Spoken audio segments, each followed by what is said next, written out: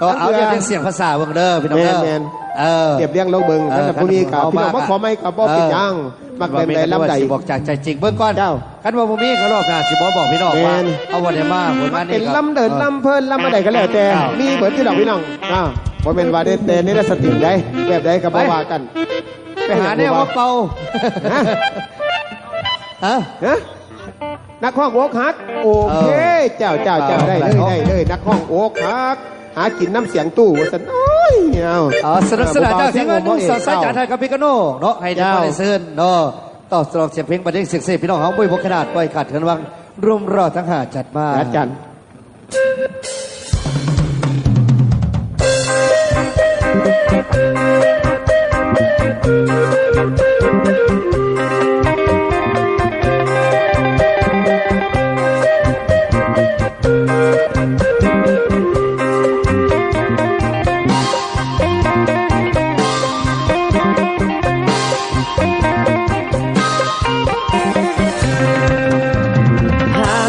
กินน้ำเสียงตู้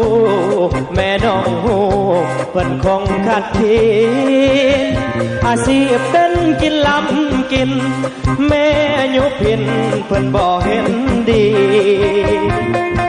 เพิ่นบ่เมตตาคนเฮ็ดนาใส่วงดนตรี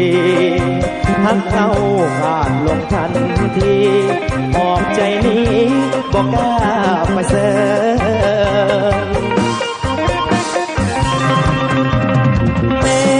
กันเพิ่นหู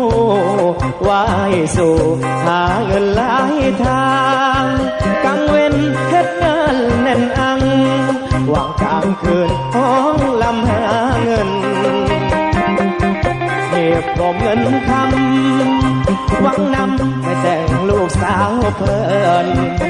แต่ว่าแม่น้องเพิ่นเมินเพิ่นเลือกคนที่ดีไว้แล้ว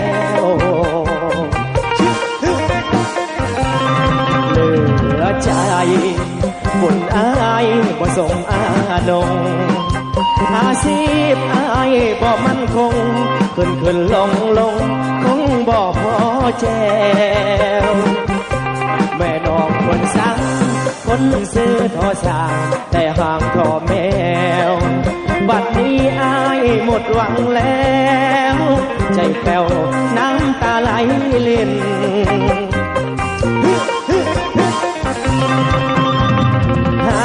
กินน้ำเสียงตู้ไอ้ทนสู่หาเงินหลายทางระวังหาเงินแต่งนางคนขวางทางหักเลยสูญสิ้นแม่น้องบ่มาบ่อยากได้คนเป็นกินลำกินบ่ให้เป็นกินลำกินสิให้นอนกินบ่แม่เท่า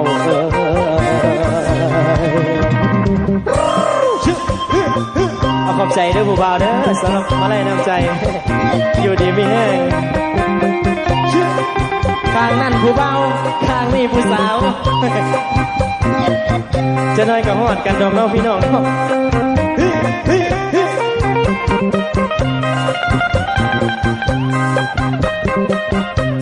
ข้างนั่นที่ยังเล็กลง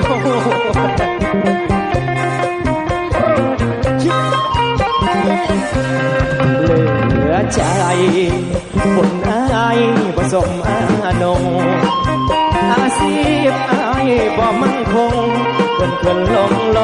คงบ่พอแจวแม่ดองคนสั่งคนซื้อทอสางแต่ห่างทอแมวบัดนี้อายหมดหวังแล้วใจแป้วน้ำตาไหลลิ่น